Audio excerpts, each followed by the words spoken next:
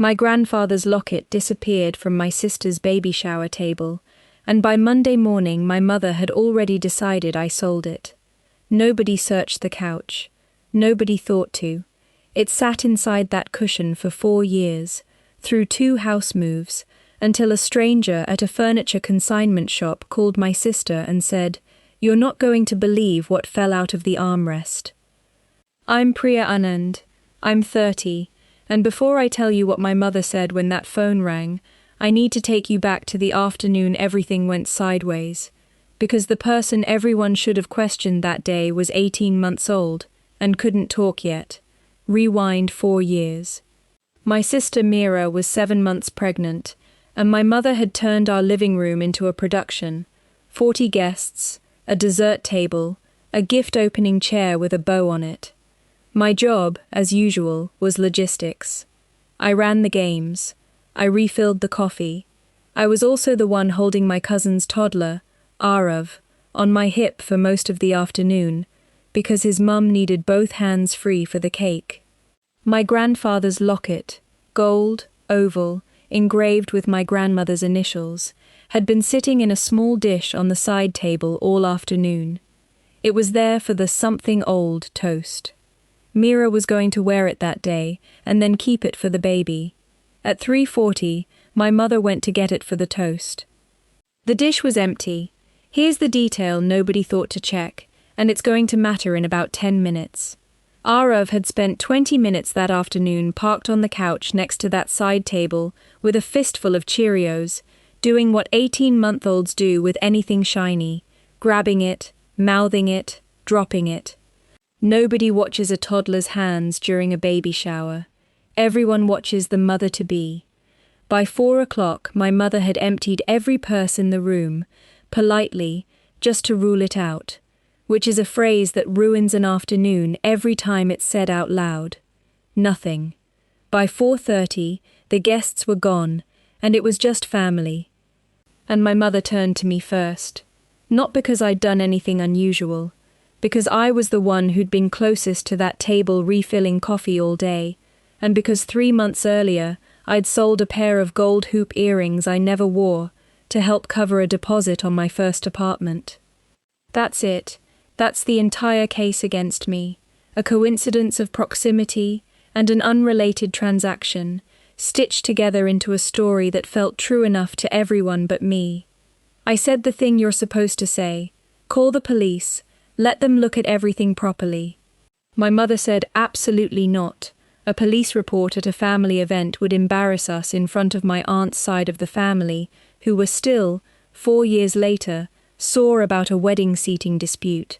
So instead of an investigation, I got a verdict with no trial. My mother told me, gently, like she was doing me a favor, just apologize. We don't have to talk about why. I couldn't apologize for something I didn't do, so she gave me a different kind of sentence instead. Not spoken, just enforced. I stopped being invited. Not dramatically, just quietly. A wedding shower here, a birthday there, my name slowly edited out of the group chat, like autocorrect fixing a typo. Watch how fast that becomes normal. Within 4 months, I wasn't hearing about family events until after they happened. Within a year, my own mother's birthday dinner came and went, and I found out from a photo my aunt posted with the caption, "Missing one."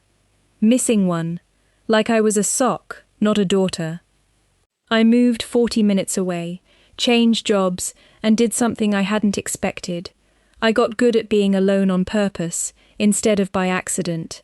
I took a pottery class on Tuesdays. I started running. I stopped waiting by my phone every Sunday for an apology that clearly wasn't coming.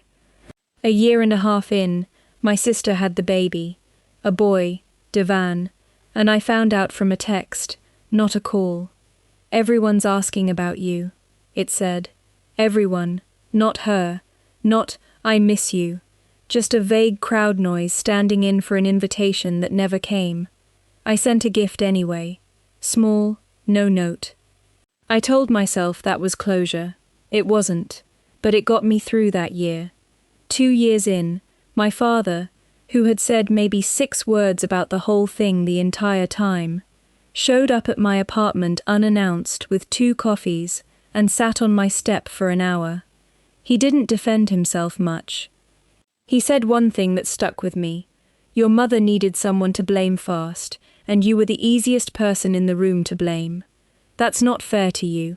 I should have said so at the time. I didn't. I told him I forgave him for the silence. I did not tell him I'd forgiven my mother, because I hadn't, and I wasn't going to lie about it just to make the coffee taste better. 3 years in, my mother sold the old couch, the one from the shower, the one that had sat in our living room for a decade, to a consignment shop when she downsized after my parents split their household in half. Nobody thought twice about a couch. Furniture doesn't come with a conscience. 4 years in, on an ordinary Thursday, Mira's phone rang.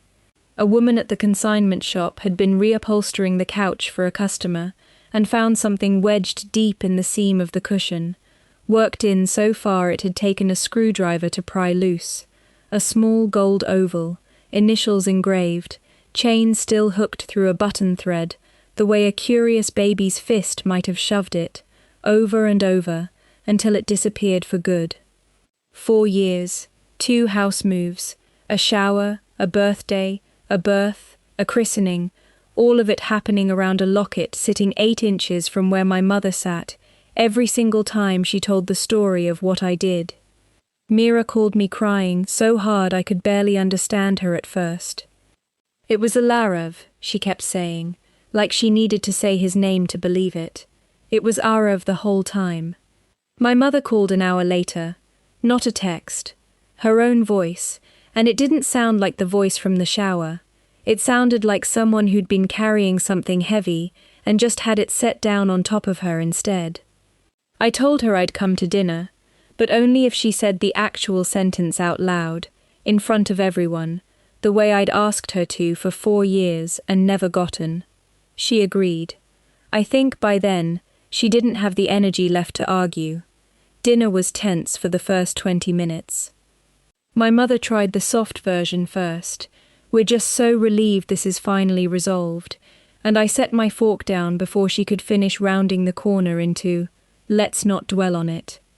Mum, resolved isn't the word. You accused me with no proof, and it cost me 4 years of my own family. I need you to say what actually happened, not what you wish had happened. The table went quiet. My father, this time, didn't look at his plate. He looked at her, and waited too. It took her a long moment, but she got there. I blamed you, because it was faster than admitting I might have to blame no one.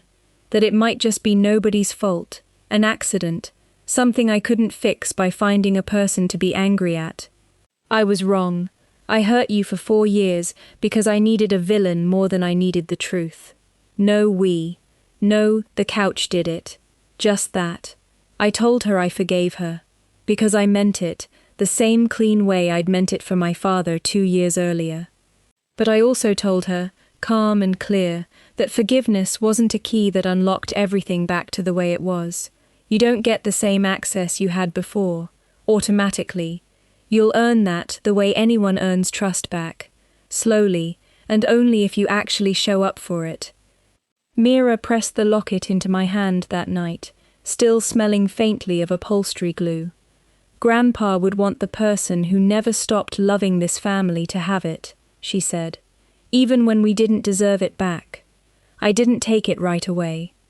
I told her to hold on to it a little longer, because after 4 years of being handed blame I never earned, I wasn't in a hurry to accept anything, even a gift, without deciding for myself when I was ready. It's been 5 months since that dinner. My mother and I talk every other week now, awkward sometimes, but real, which is new. My father comes by on Sundays and has gotten noticeably better at saying things out loud, instead of just showing up with coffee and hoping that counts. I took the locket 2 months ago. It's on a shelf by my door now, next to a little clay bowl I made in that pottery class. The one thing that got me through the years nobody was checking on me. If your family ever needed a villain faster than they needed the truth, and you were the easiest name in the room, you already know there was no crime. You were just convenient. Tell me in the comments if you've ever been someone's easiest answer instead of their actual investigation. And if this one got you, you know what to do before you go.